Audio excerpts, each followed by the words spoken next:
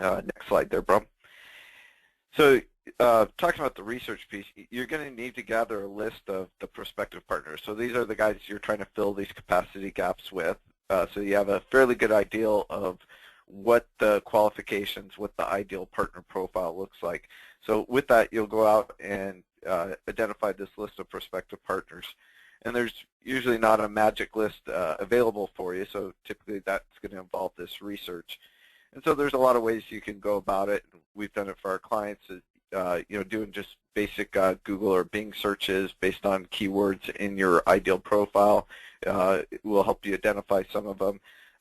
Probably a best practice, though, is to look at complementary or competitive partner locator tools. So look for those product solutions that are similar to yours or complement yours, and then look at what kind of partners they have, those vendors have, that you might be able to also get to sell your solution. And then obviously there's other research tools like Hoovers or whatnot. Once the research part is, well, kind of going back to the research, this research part, when you think about resources, this should be a very low-cost resource that you use. So either interns or what we do with our clients is we use our offshore representatives in the Philippines to help do the research piece. So it can be low cost. It's a little tedious work, but so keep your costs low on that. Once the research is complete, then you're going to have this kind of semi-qualified list of prospective partners that are aligned to your capacity gaps, and you're still going to need to further profile and qualify those. The last thing you want to do is be going after partners that just aren't quite right fit. So you definitely want to take the time to get to know them a little bit better.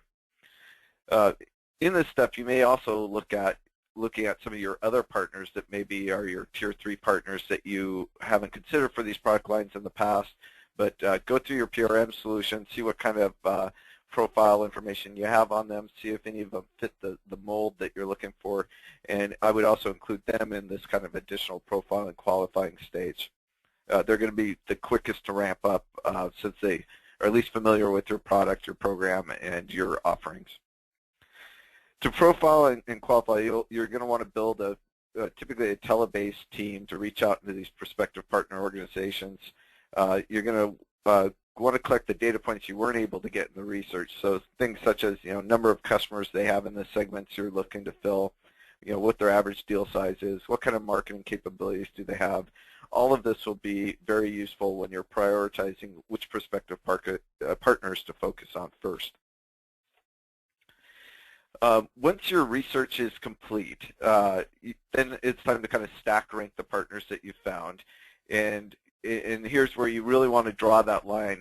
If you're feeling like a partner's in a gray area about meeting that the ideal profile, then I would just throw them away. If you still don't have enough, then go back and do some additional research to find some. The worst thing you can do is spend and invest a lot of your time on partners that just aren't never going to be productive for you. We will be talking quite a bit about this topic in the next webinar. So to do the recruitment, you're going to now need a more experienced sales team to really be able to deliver the value proposition of your company, your partner program, your product solutions, the market opportunity that Bram described in his analysis. So whether you do that internally or outsource it, you're definitely going to want to find strong people for that piece of it.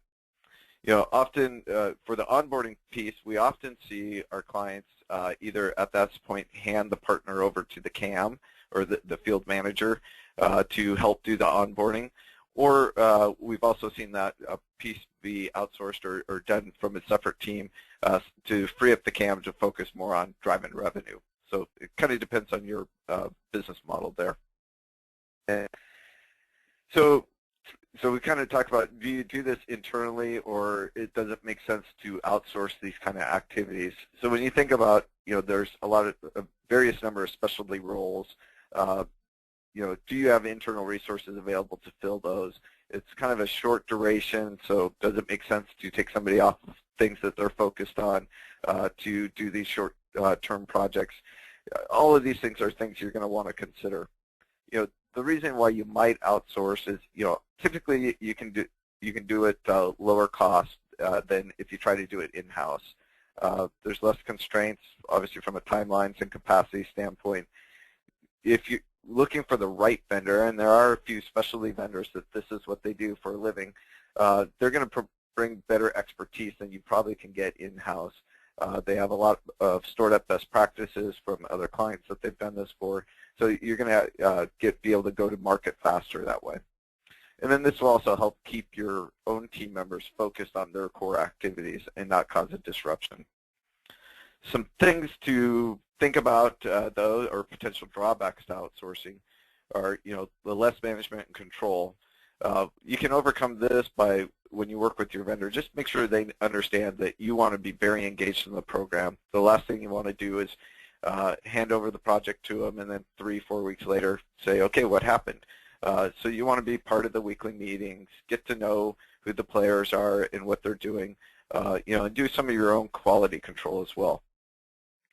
Internal employee concerns, this can easily be overcome just by explaining to anybody who might be concerned or feel like their job's in jeopardy if you outsource this part of your business, just by making sure they understand you want them staying focused on their core responsibilities and that this is typically a short-term process. And the partner relationship is the most critical. That first communication to the partner on your behalf is setting the tone about your company and your organization. So you do want to make sure, A, you're working with a very quality vendor, B, making sure that they're taking good notes, recording the calls, whatever, so that when you hand over that prospective partner, say to your KM to start engaging with, they have the full background of all the communications, all the profile information, those sort of things, so that the relationship can pick up from where it was left off as opposed to having to start all over, which leads to a very bad impression.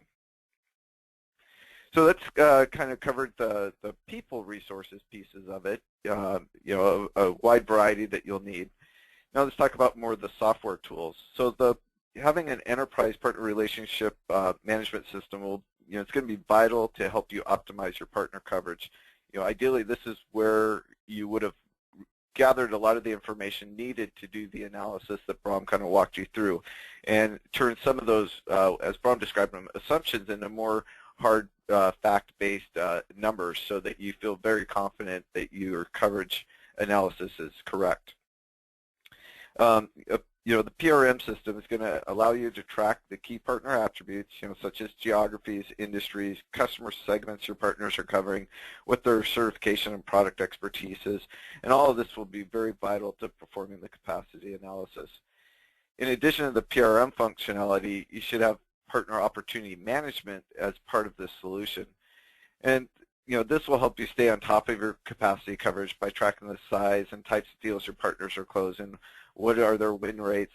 This will help you compare them to other partners to past performance, and really will be able to help you gauge and consistently do this capacity analysis that Bram's speaking about to stay on top of it. So having lead management, making sure you're getting the right leads, the right partners. Deal registration is one thing we didn't really hit on, but to what Bram had said earlier, you may find out that you have too much coverage in a customer segment, maybe in a geography or whatnot, and the problems there that Bram described are that now you have partners pitting against each other to win the business, you're eroding margins, you're increasing close time cycles, those sort of things, and then having a good deal registration programs that helps your top partners secure those deals, maybe gives them a competitive edge pricing-wise and whatnot, can help eliminate that. And that is a great way to control a scenario where you do have too much coverage. And then also having a good lead referral program as part of your partner opportunity management system is a great way to drive more pipeline, more business to these top partners that you've identified in each geography, each customer segment, by getting what we call the tail of your channel, that 80% of the partners that aren't as productive. So when they come across opportunities that they're not quite qualified for or don't have the product expertise, to reward them to let you know about those opportunities, to refer them to you, give them visibility into what happens to those opportunities, so and what kind of rewards they're going to earn from referring them to you, and that will incent that behavior for them to keep referring business to you. And then obviously being able to just track this partner performance, again, understanding who's bringing in what kind of deals, what's their close rate, what customer segments are the deals for, is going to help you really cement down your capacity analysis and keep repeating this process throughout the years to make sure that you do have the optimal partner coverage. All right, next slide there, Bram. So to summarize what we've covered in this webinar, it really all starts with the customer and what is the optimal coverage for them. Bram then covered it that it's important to recognize what kind of coverage is best to engage the customers you're looking to get, and that we also need to understand the capacity of the channel and the characteristics of your partners to build and extend your sales efforts. And then Bram showed some common sense methodologies with real-life examples of how to conduct capacity and coverage analysis. And then finally, I took you through the resources and software tools required to get it done. So kind of next slide will cover just how Channel Enablers and Channel Services Group can help. So Bram. Okay, so thank you, Joby. And we've covered, a lot of information here today. So the net of this is that from a Channel Enablers perspective, we can help you utilize the best practices that you've seen myself present and others to help you build what we call repeatable processes and skills within your channels teams. So rather than always looking at these types of activities as a top-down approach, you can start to,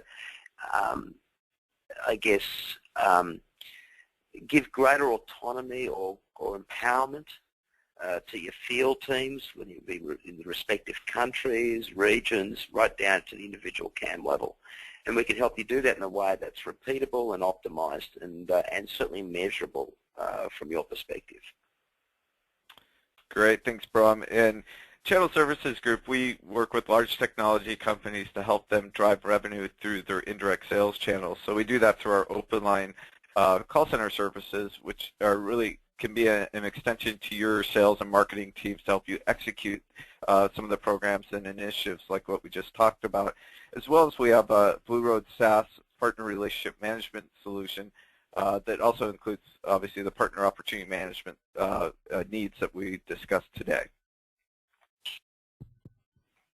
So talking about what's upcoming, we covered the channel coverage, which was today's topic. We'll be talking about the discipline to recruiting the right partners, what to avoid in your partner recruitment efforts.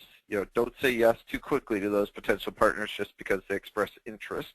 Then our next webinar after that in December will be telling the partner investment propositions, how to win partners from your competitors by developing a strong partner investment proposition.